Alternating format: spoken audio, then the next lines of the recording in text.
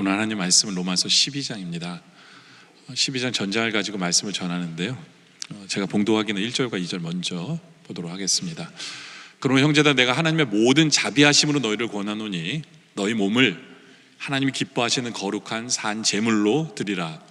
이는 너희가 드릴 영적 예배니라. 너희는 이 세대를 본받지 말고 오직 마음을 새롭게 함으로 변화를 받아 하나님의 선하시고 기뻐하시고 온전하신 뜻이 무엇인지를 분별하도록 하라. 아멘. 로마서를 크게 두 부분으로 나눌 수 있습니다. 1장부터 11장까지를 한 부분으로 나누고요, 12장부터 16장을 한 부분으로 나눌 수 있습니다. 그런데 1장부터 11장까지는 어떤 내용이냐면 교리적 내용이에요. 그러니까 믿음으로 구원을 얻는다는 것에 대한 이야기를 우리에게 열심히 해주고 있습니다. 그리고 12장부터 16장까지는 어떻게 살아야 될 것인지를 우리에게 얘기를 해주고 있어요.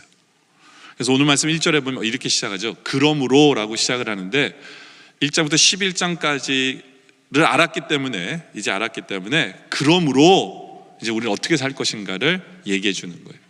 다시 말해서 주님의 은혜로 믿음으로 말미암아 구원을 얻었기 때문에, 구원 얻은 우리들이 구원을 얻었기 때문에 그러므로 이제는 어떻게 살아야 될 것인가, 그러니까 12장부터 나오는 말씀입니다. 그래서 우리가 12장을 제대로 보면, 12장부터 이렇게 쭉 보게 되면 예수 믿는 사람은 이렇게 살아야 되는구나를 깨달아 알게 됩니다.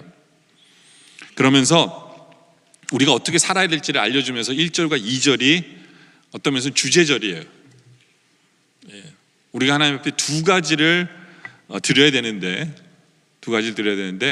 1절에 뭐예요? 그러면 형제들아, 내가 하나님의 모든 자비하심으로 너희를 권하노니 너희 몸을 드려라 라고 얘기합니다. 너희 몸을 하나님이 기뻐하시는 거룩한 산제물로 드려라.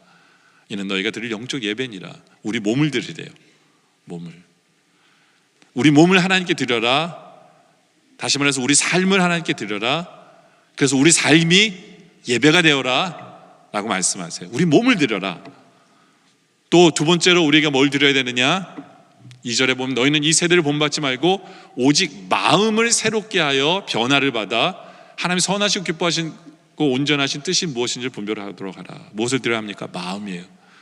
그냥 지금 나 이대로의 마음이 아니라 어떤 마음입니까? 새롭게 된 마음.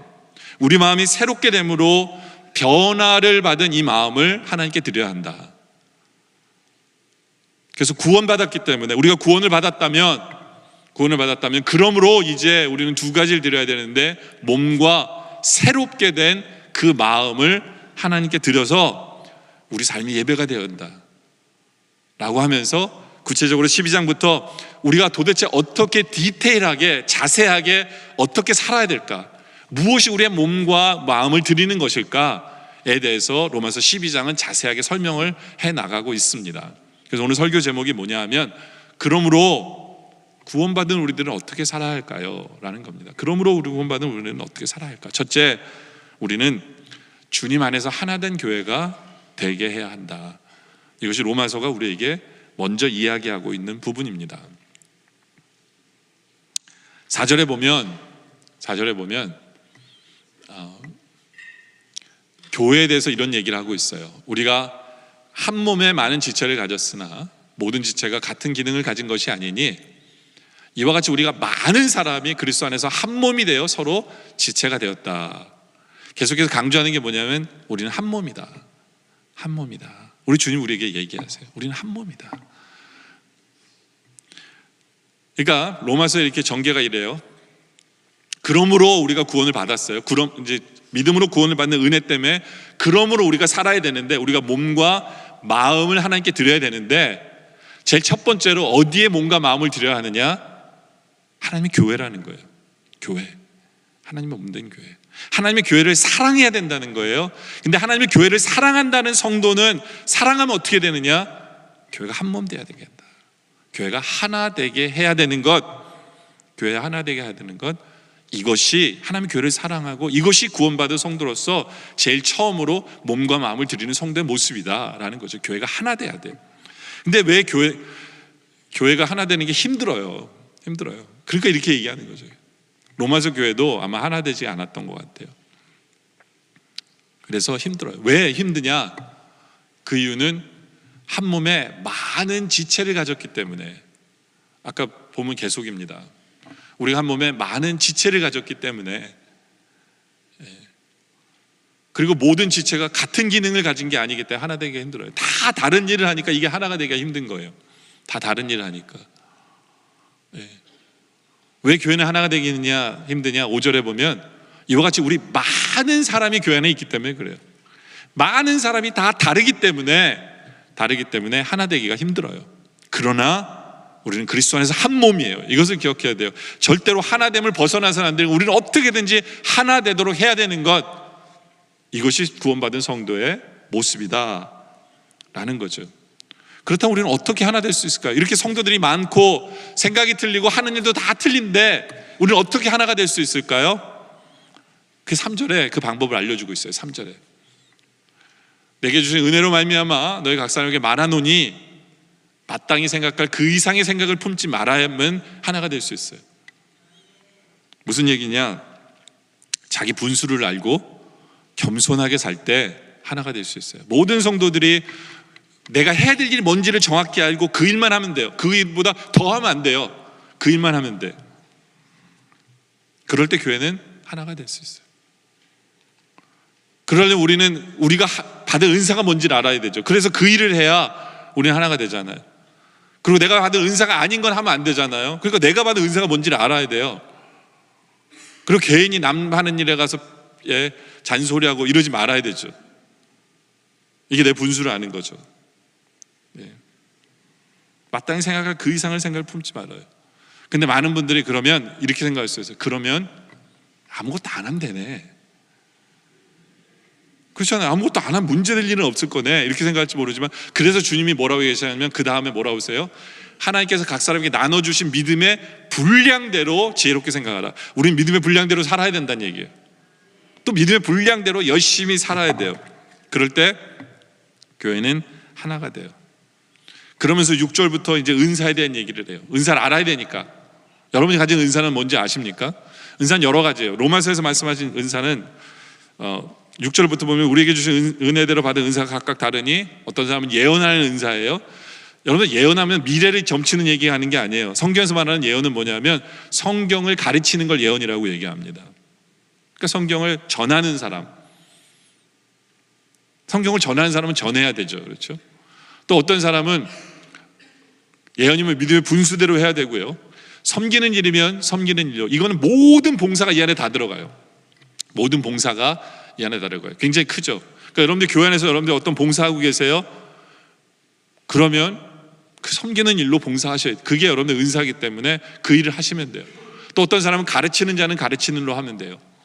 또 위로하는 자는 위로하는 일로, 그리고 구제하는 자는 성실함으로. 근데 참 재밌는 게요, 이렇게 섬기는 건 섬기는 거, 가르치는 건 가르치는 거 하다가 구제하는 사람은 성실하게, 구제하는 자는 구제하는 일로 이렇게 안 하고 구제하는 자는 성실함으로 라고 얘기합니다. 왜냐하면 이 구제가 좀 컴플리케이트하기 때문에 그래요. 누굴 도와줄 때 성실하다는 얘기는 뭐냐면 이 안에 두 가지가 포함되어 있어요. 열심히 도와야 돼요. 근데 열심히 돕지만 깨끗하게 도와야 돼. 그러니까 오른손이 하는 일을 왼손이 모르게, 나를 드러내지 아니하고 주님을 나타내면서, 이게 그 안에 성실함이 다 들어가 있어요. 또 다스린 자는 부지런하게 해야 돼요. 다스린 사람이 게을러져 버리면 안 되죠. 다스린 자는 부지런하게 해야 되고, 긍휼을 베푸는 자는 즐거움을 해야 돼요. 누구 돕는다고 나가가지고 얼굴에 인상 찌그리고 하기 싫어가지고 가면 갈 필요가 없는 거죠. 누구를 섬길 때, 누구를 도와줄 때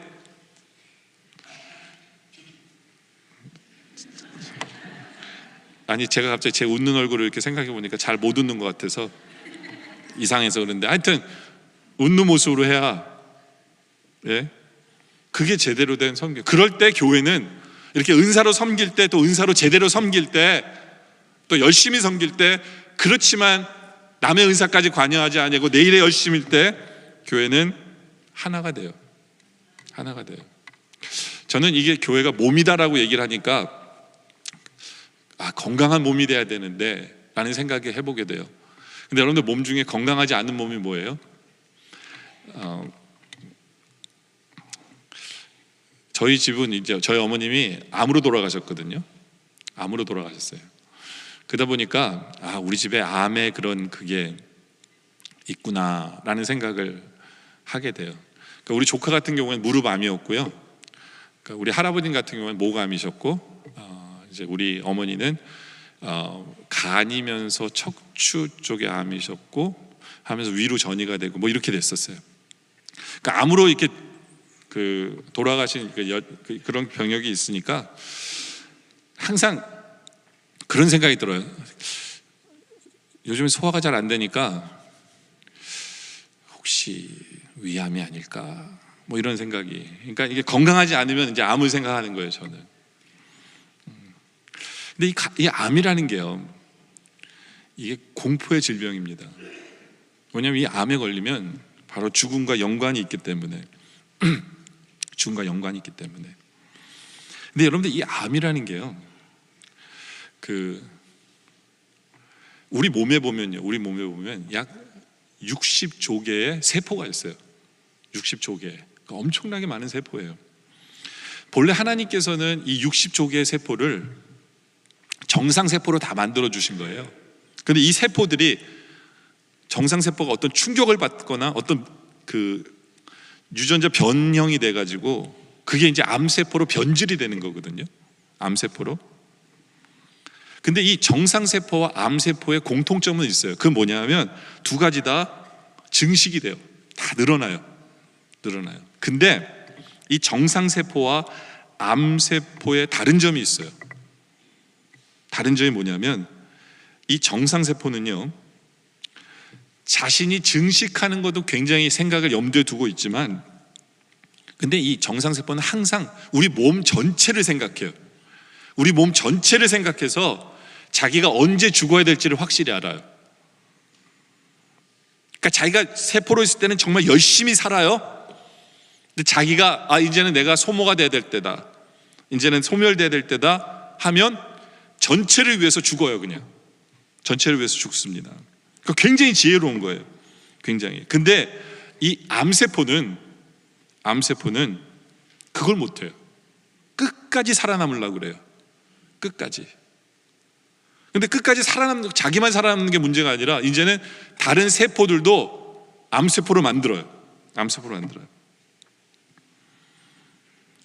그러니까 자기가 해야 될 일만 해야 되는데 이제는 다른 것까지 간섭을 하는 거예요. 우리 몸의 다른 부분을 다 참여하고 다 끼어드는 거예요.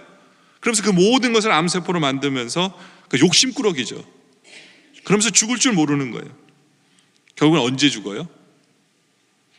결국은 몸을 죽이고, 몸 전체를 죽이고, 그리고 자기도 죽어요. 이게 암이에요. 이게 암이죠. 그러니까 언제 끝날 줄 끝내야 될 때를 끝낼 줄 모르는 것. 여러분들, 만약에 제가 나이가 들어서 은퇴해야 되는데 은퇴하지 않는다고 그러면 저한테 와서 얘기해 주세요. 목사님, 옛날에 설교 때 목사님 암 같은 존재가 되고 싶으세요? 이렇게 저한테 와서 얘기해 주세요. 그게 그거예요. 끝내야 될 때를 끝낼 줄 아는 거예요. 하나님이 여기까지구나 라고 말씀하실 때 그것을 끝낼 줄 아는 것. 그러지 않고 막 살아남으려고 하고, 그거를 퍼뜨리고, 편을 만들고 하면 몸이 무너지는 거예요. 그렇죠? 근데 지금은 와서 그러지 마세요. 그렇게 얘기하면 지금 끝내야 될 것 같잖아요. 근데 이 암세포의 무서운 게 뭐냐면, 몸이 죽을 때까지 그래요. 죽을 때까지. 그래서 이제 현대의학은 암세포를 제거하기 위해서 어떻게 합니까? 방사선 치료라든가 약물을 치료해서 어떻게든 그 암을 죽이려고 하잖아요. 암을 죽이려고 해요.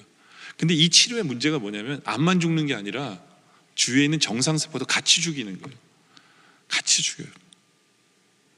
그래서 요즘 이제 현대의학자들이 연구하는 게 뭐냐면, 정상세포가 암이 된 것처럼 이 암세포를 정상세포로 만들 수는 없을까? 요즘 이런 연구를 해요. 굉장히 초보 단계지만 이제 요즘에는 그런 연구를 좀 합니다. 근데 참 재밌는 게 뭐냐면, 사도 바울이 2000년 전에 과학이 발달되지 않은 그 시대에 교회를 몸이라고 표현을 했다는 건 재밌어요. 몸이다. 그래서 우리는 건강해야 된다. 근데 건강한 몸은 뭐냐면, 우리의 모든 세포가 자기가 해야 될 일을 열심히 하는 거예요. 근데 그만둬야 될 때를 정확히 아는 거예요. 이 밸런스를 이루는 것, 이게 건강이에요. 건강이에요. 근데 어느 순간 어느 세포가 그 밸런스를 이루지 못하고 난 살아야 돼, 난 끝까지 내가 남아야 돼, 나는 남에게 양보하지 않을 거야, 나는 내가 할 거야 하는 순간, 그리고 그것을 남에게 퍼뜨리는 순간 그 공동체는 무너지게 되어 있는 거거든요. 무너지게 되어 있어요. 우리는 밸런스를 잘 이루고 있는가? 우리가 속한 공동체에서 우리는 교만하고 있지는 않은가? 그래서 오늘 이 말씀을 생각해야 돼요. 12장 3절 다시 한번 보면, 내게 주신 은혜로 말미암아 너희 각 사람에게 말하노니 마땅히 생각할 그 이상의 생각을 품지 말아야 돼요. 그리고 오직 하나님께서 각 사람에 나눠주신 믿음의 분량대로 우리는 살아야 돼요. 지혜롭게 살아야 돼요. 지혜롭게. 우리 믿는 사람들이 비전을 갖지 말고 뭐 열심히 살지 마 이런 거 아니에요. 꿈을 꾸지 말라는 거. 우리 믿는 사람은 더 비전이 있어야 되고 더 꿈이 있어야 되고 더 열심히 살아야 돼요. 그러나 깨어 있어야 돼요. 주님이 여기까지 하는 거를 분별할 수 있어야 돼요. 여러분들, 세상의 암세포는, 우리 몸의 암세포는요, 그 암세포를 죽이기 위해서 옆에 있는 세포도 죽여야 되지만, 여러분 한번 생각해 보세요. 우리 영적인 암은요, 영적인 암은 좋은 암으로, 좋은 세포로 바꿀 수 있을까요? 있어요. 이게 굿뉴스예요. 이게 굿뉴스예요. 어떻게 바꿔요? 하나님 앞에 회개하면 돼요. 하나님, 내가 죄인입니다. 하나님, 내가 죄인입니다. 하나님, 내가 지금 고집을 피우고 있습니다. 하나님, 내가 할 일만 해야 되는데 공동체를 생각하지 아니하고 내가 더 하려고 합니다. 내가 더 하려고 합니다. 아니, 내가 게으릅니다. 믿음의 분량만큼 내가 하지 않습니다.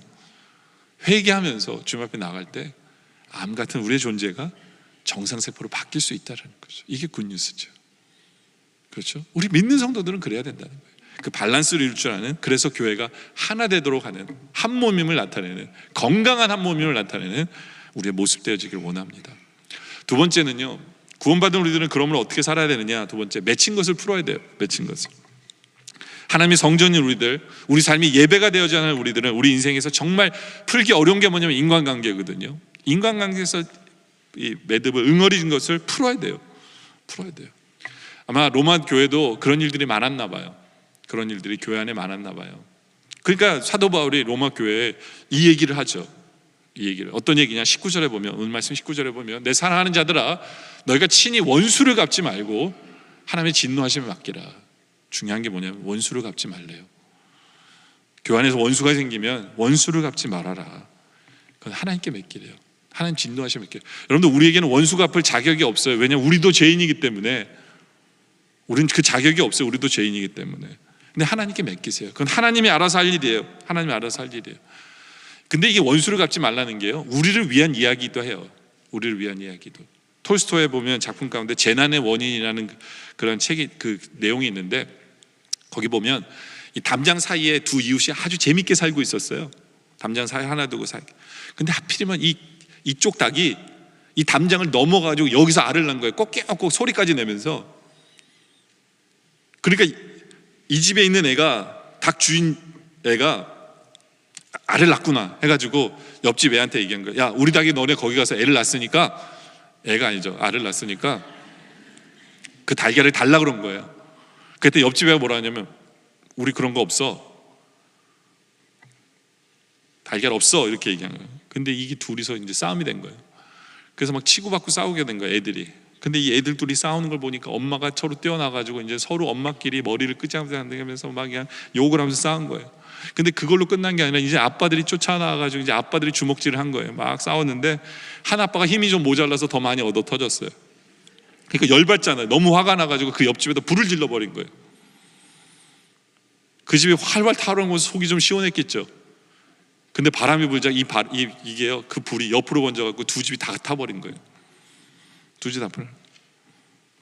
이게 원한이에요. 이게 원한이라는 겁니다. 서로 망하자는 거예요. 서로 망하자는 거죠. 우리 예수님 그런 얘기 하잖아요. 검 쓰는 자는 검으로 멸망한다. 오늘 말씀 17절에도 또 강조해요. 원수 갚지 말라고 얘기하면서 뭐라고 얘기하냐면 아무에게도 악으로 악을 갚지 말래요. 악으로 악을 갚지 말래요. 누가 악을 행하잖아요. 그러면 우리는 뭘 고민해야 되냐면 오히려 뭐예요? 사람 앞에서 선한 일을 도모해야 돼. 내가 어떤 선한 일을 할까? 이거에 대한 고민을 하는 것이 우리 믿는 성도의, 구원받은 성도의 모습이에요. 그래야 돼요. 옛날 우리나라에 처음 기차가 달릴 때요, 이 개구장 애들이 기차 달리는 게 신기하니까 뭐 했냐면 돌 들어서 이렇게 기차를 맞춘 거예요. 그러니까 이게 너무 이런 문제가, 사회적인 문제가 된 거예요.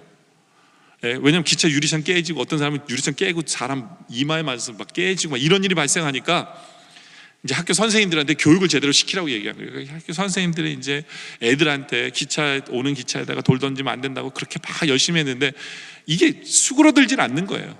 근데 이 한 선생님이 아이디어를 냈어요. 어떻게 했냐면 애들을 데리고 기차 오는 데를 다 데리고 간 거예요. 다 데리고 가서 애들한테 뭐라 그랬냐면, 야, 기차 온다, 손 흔들어, 그런 거예요. 그러니까 애들 손을 다 흔드니까 기차 탄 사람이 또 뭐예요? 같이 막 손 흔들어 주는 거예요. 애들이 이게 재밌는 거예요. 그래서 그 다음부터는 그 애들은 돌을 안 던지고 손을 흔들었다는 얘기거든요. 네. 근데 이게 답이에요. 악을 악으로 갚지 말고 우리가 오히려 선을 행하면 우리에게 다가오는 것은 선이에요. 선이에요. 그리고 하나님이 축복하시잖아요. 그럼 도대체 우리가 어떤 선한 일을 구체적으로 할 수 있을까? 구체적인 얘기도 로마서에 써놔요. 구체적으로 뭐 하느냐?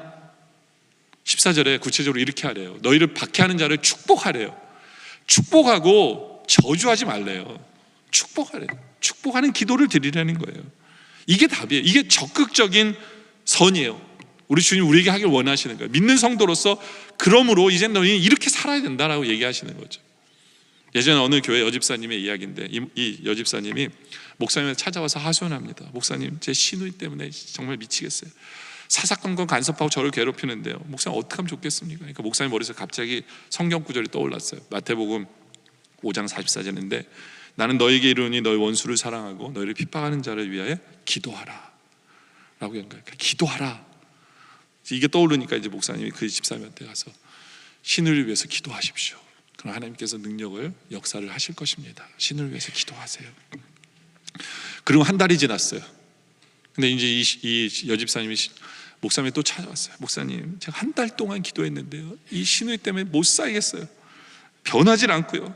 어떻게든지 영문인지 몰라요. 기도하는데 하나님도 응답도 없고요. 힘들어 죽겠습니다. 그래서 목사님 물어봤어요. 도대체 어떻게 기도했습니까? 그랬더니 기도하라고 그래서 열심히 기도했어요. 목사님, 우리 그 못된 신우의 마음 좀 고쳐달라고, 예? 부지런히 기도했대요. 근데 그 못된 마음이요, 조금도 변하지 않아요. 목사님, 왜 그렇습니까? 그때 이제 목사님이 웃으면서 로마서 얘기를 하신 거예요. 그러니까 그 목사님 진작부터 마태복음만 얘기하지 마시고 로마서까지 얘기하셨어야 되는데, 뭐냐면 그냥 기도가 아니라 축복 기도를 하세요. 정죄하는 기도가 아니라, 남을 정죄하는 기도가 아니라 축복하시기 바랍니다. 이제 그 여집사한테 얘기했을 때 여집사님이 근데 축복 기도 하는데 기도가 잘 안 나오니까 못 하겠는가. 그래서 하나님 앞에 그랬어요. 하나님, 제가 신의 축복하고 싶습니다. 근데 정말로 축복 기도를 드리고 싶지 않은데 저 도와주세요. 어떻게 기도해야 될지 모릅니다. 이게 시작이었어요, 그분의. 그래서 계속해서 축복 기도하려고 노력하면서 기도하면서 본인의 기도가 바뀌는 거예요. 본인이 진정으로 신의를 위해서 축복하기 시작했을 때 그 마음속에 신의가 불쌍하게 보이는 거예요. 참 안 됐다. 얼마나 힘들면 저럴까. 먼저 불쌍하게 보이더니 그 다음에는 사랑하게 된 거예요. 신의를 사랑하게 된 거죠. 그러면서 그 축복 기도를 통해서 시작으로 관계가 발전되고 화목하게 되고 평화롭게 되었던 얘기인데요. 여러분들, 이게 우리 할 일이에요. 악을 악으로 갚지 말고 선으로 오히려 축복 기도해 주셔야 돼요. 축복 기도. 근데 축복 기도로 끝나는 게 아니에요. 로마서는 더 요구하세요. 더 20절에 뭐 요구하냐면 내 원수가 줄인 것을 보거든, 배고픈 걸 보거든 먹이래요. 목마르면 물을 갖다 주래요. 마시게 하래요. 예? 여러분들, 보통은 이러잖아요. 우리의 원수가 배고파지고 목마르면 우리는 하나님 감사합니다, 내 원수를 이제야 갚아주시는 거죠. 이러지 말고 오히려 먹이래요. 오히려 베풀래요. 더 나눠주고 더 사랑하래요. 이게 우리 주님 우리가 원하시는 거예요. 그러면 어떤 결과가 벌어진다고 약속하는지 아세요? 그 결과가 뭐냐면 그리함으로 내가 숯불을 그 머리에 쌓아 놓으리라. 이게 무슨 뜻인지 아세요? 숯불을 머리에 쌓아 놓게 해주신대. 그 원수의 머리에 불이 나게 해주신다는 얘기일까요? 아니 숯불을 머리에 얹으면 불 날 거 아니에요. 그렇게 보복을 하나님께 해주신다는 얘기일까요? 그런 뜻이 아니에요. 이게 무슨 얘기냐면 우리 옛날에 한국에 애들이 오줌 싸면 머리에다가 이 쌀키 이렇게 씌워가지고 뭐 하러 보내요? 뭐 갖고 오라고? 소금 받아오라 그러잖아요. 예? 그런 의미예요. 이 유대에는 풍습이 뭐냐면 어떤 사람이 잘못하잖아요. 그리고 진정으로 그 사람이 잘못을 뉘우치면 어떻게 하냐면 그릇에다가 숯을 담아서 머리에 이고 바깥에 나가서 집집마다 다니면서 소리를 쳐요. 뭐라고 하냐면 제가 잘못했습니다. 제가 뉘우칩니다. 그래서 저의 마음과 저의 얼굴이 부끄러워서 활활 타오르는 이 숯 같습니다. 다시는 제가 이런 짓 하지 않겠습니다. 이러고 다니는 거예요. 진정으로 회개한 사람의 모습인 거죠. 그러니까 우리는 그 사람에게 베풀었는데 그 사람이 회개한다는 거예요. 그 사람이 진정으로 바뀌게 되어진다라는 거죠. 이게 하나님이 하실 역사예요. 하실 역사예요. 그러니까 우리는 축복해야 되고 그 때문에 우리는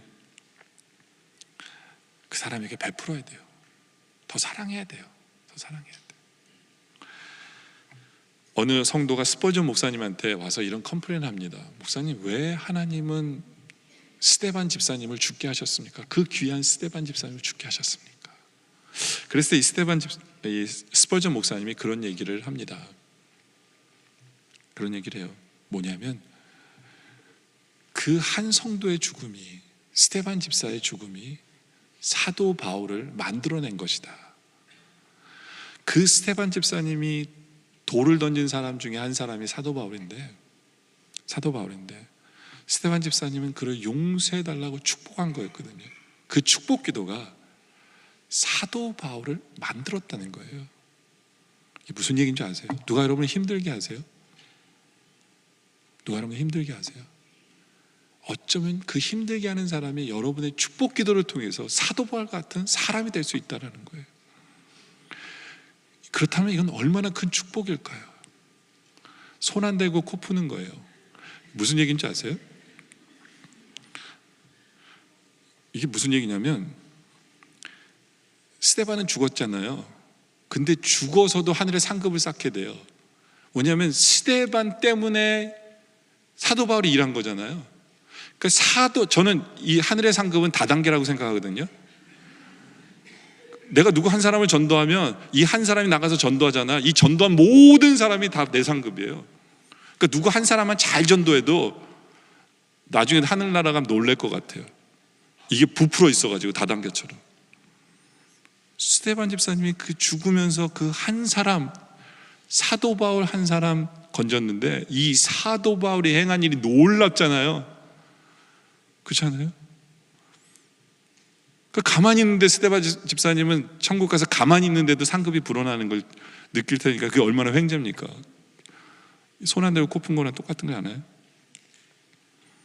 바로 그 축복을 우리에게 주시기 위해서라고 생각해 보세요. 그 기대함으로 축복해 보세요. 그 사람을 축복해 보세요. 그 사람을 사랑해 주세요. 그럴 때 사람이 세워져요. 그 사람을 하나님 크게 사용하실 거예요.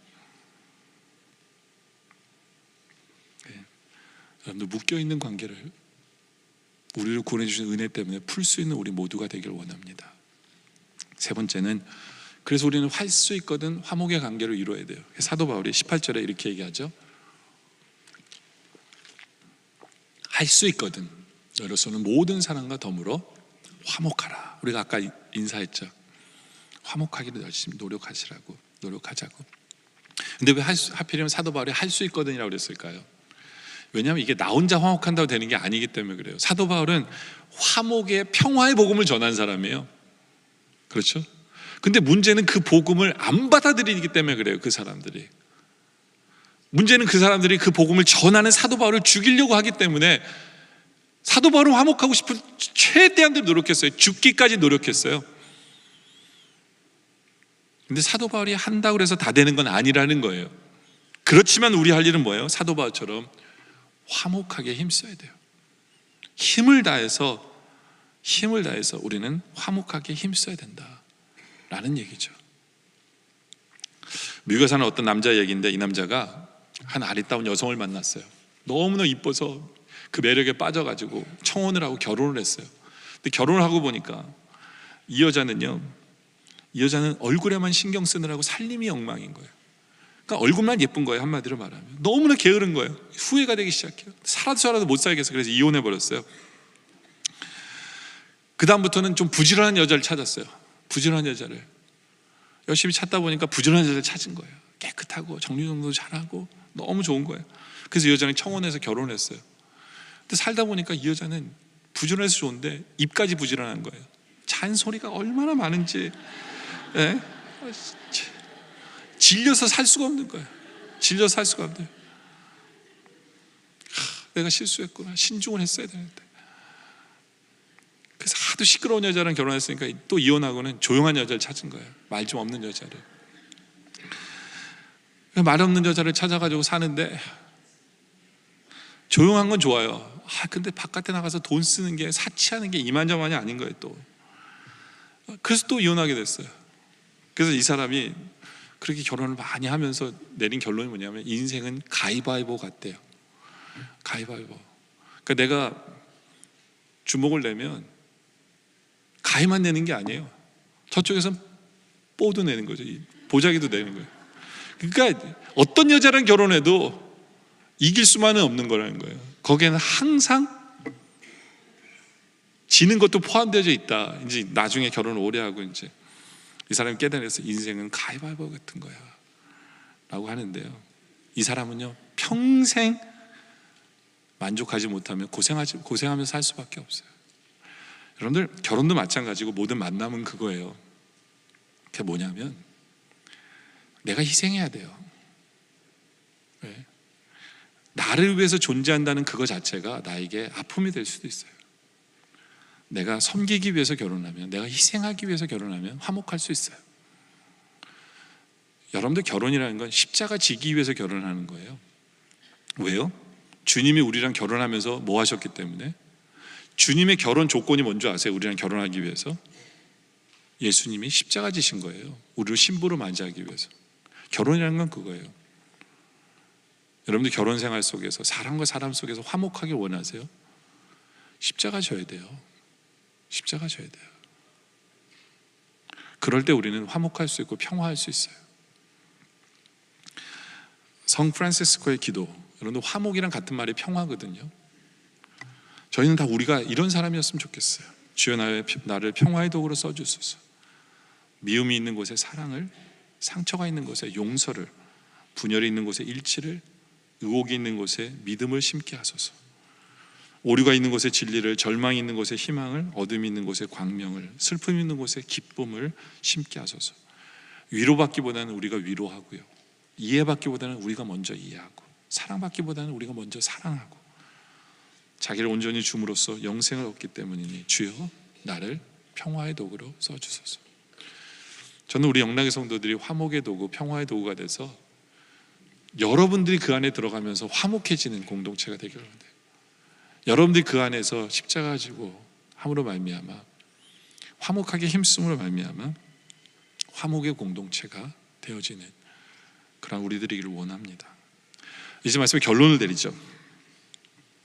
오늘은 어떤 사람들 얘기를 좀 많이 하는데요, 글을 쓰는 작가가 있었어요. 근데 이 사람이 너무너무 우울한 거예요. 너무너무 힘든 거예요. 글도 안 써지고 의욕도 사라지고 내가 이제가 뭐 하며 살았나 이런 생각 속에서 너무너무 우울하니까 이 사람이 자기 친구가 정신과 의사인데 친구를 찾아간 거예요. 야, 설명을 한 거예요. 난 의욕이 없다. 살 의욕도 없고. 그랬더니 이 정신과 의사 친구가 너 옛날에 바닷가 앞에 살았잖아. 너 바닷가에 있는 거 너무너무 좋아하지 않았냐고. 그러면서 내가 처방전을 너한테 써줄 테니까 이대로 한번 해봐라. 약을 먹듯이 순서대로 네가 근데 펼쳐야 돼. 순서대로. 그래서 순서대로 처방전을 갖고, 그러면서 넌 바닷가에 가서 가장 먼저 바닷가에 가서 한 2시간 정도 네가 제일 좋아하는 파도 소리와 갈매기 소리를 들으면서 앉아 있어라 한 거예요. 그래서 이 사람이 이제 바닷가에 가서 한 2시간 동안 갈매기 소리 들으며 파도 소리 들으면서 이제 앉아 있었어요. 근데 앉아 있으니까 옛날 어릴 때 생각이 나는 거예요. 뛰놀던 그 어릴 때 생각이 나고, 그러면서 마음이 편안해지고 이제 입술에 미소가 띄기 시작합니다. 근데 2시간 뒤에 이제 첫 번째 처방전을 펴보라 그랬더니 펴봤더니 거기에 이렇게 써 있어요. 자네가 이 파츠 처음 열어볼 때 아마 이 바닷가에 가 있을 걸세. 거기서 조용히 앉아서 자네가 좋아하는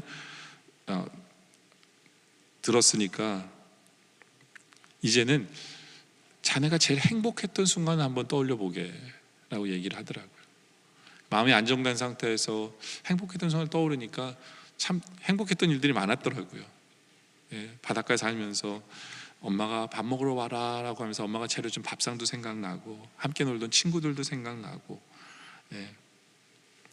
그리고 이제 세 번째 처방전을 열었더니 거기에 이렇게 써 있어요.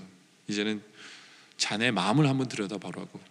자네가 지금 무슨 동기로 그러한 일들을 했는지, 어떤 동기로 글을 썼는지 자네 마음을 한번 생각해 봐라. 했을 때 이 사람이 눈을 감고 차분한 마음으로 내가 왜 어떤 일을 한 이유가 뭘까, 나의 동기가 뭘까를 생각해 보는 거예요. 자기가 글을 쓰는 사람이니까 글을 왜 썼을까. 자기는 기독교인이기 때문에, 크리스찬이기 때문에 하나님 때문에 썼다라고 생각했었어요. 근데 가만 생각해 보니까 마음의 중심에 하나님이 아니라 자기가 있었던 거예요. 자기가. 그러니까 하나님도 자기를 위해서 존재했다는 것을 보게 돼요. 글을 썼던 이유도 자기의 영광을 위해서, 먹고 살기 위해서 쓴 거고, 밥벌이 위해서 쓴 거고, 자기의 명예를 위해서 글을 써왔다는 것을 깨닫기 시작합니다. 근데 그걸 깨달은 순간부터 눈에 눈물이 나기 시작하는 거예요. 내가 나만을 위해 살았구나. 모든 동기가 바로 나였구나. 울면서 그 다음 처방전을 열어봤을 때 거기에 이렇게 써 있어요. 여보게, 이제는 자네의 죄를 자백할 때가 되었네. 모래사장에 자네가 자백할 죄를 낱낱이 기록해보게. 일어나서 바닷가에 가까이 가서 그 모래사장에 자네의 죄를 낱낱이 적어보라 그랬어요. 이 사람이 울면서 자기의 죄를 바닷가에 적었어요. 하나님 앞에 불충했던 것, 불순종했던 것, 사랑하는 가족들에게 섭섭해하게 했던 것, 이웃에게 잘못했던 걸 낱낱이 다 빠짐없이 기록합니다. 그리고 처방전에 기록된 대로 뒤로 물러가서 이제 하나님 앞에 회개하기 시작해요. 하나님 용서해 주세요. 하나님 용서해 주세요. 한참 동안 회개 기도하면서 눈을 떠봤더니 깜짝 놀랐어요. 왜냐하면 모래사장에 적어놓았던 모든 죄들이 파도와 함께 깨끗이 씻어져 버린 거예요. 그러면서 그 순간 하나님 내 죄를 용서해 주시는구나 하면서 확신이 든 거예요. 기쁨이 마음속에 들어온 거예요. 그럼 다시 한번 용기가 생기고 다시 한 번 더 열심히 그리고 글을 쓸 힘이 나기 시작했어요. 이게 이제 예전에 리더스 다이제스트에 실린 글인데요. 여러분들, 우리는 변화돼야 돼요. 변화돼야 돼요. 근데 변화되려면요, 정말 나의 깊은 나를 볼 수 있어야 돼요. 나를 볼 수 있어야 돼요. 그냥 바쁘게 살면서 내 방식대로 살면서 그러면서 내가 변화돼야지, 절대로 쉽지 않아요. 쉽지 않아요. 지금도 성령님께서는 우리에게 변화라고 말씀해 주시는데 우리가 안 변하는 거거든요. 하나님, 내가 뭐 변해야 돼요? 알지도 못해요. 왜요? 그 음성을 생각하면서 나를 깊이 보지 않기 때문에 그래요. 이제 우리가 변해야 돼요. 우리가 변해야 돼요. 그래서 로마서 12장 2절에 우리에게 이렇게 말씀하셔요. 너희는 이 세대를 본받지 말고 오직 마음을 새롭게 함으로 변화를 받아 하나님의 선하시고 기뻐하시고 온전한 뜻이 무엇인지를 분별할 우리 마음이 변해야 돼요. 이렇게.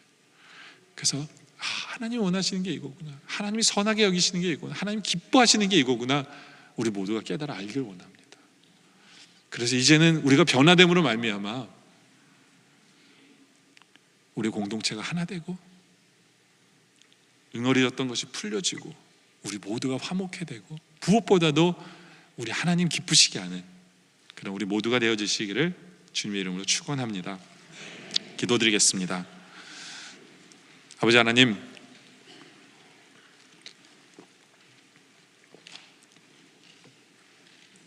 구원받았는데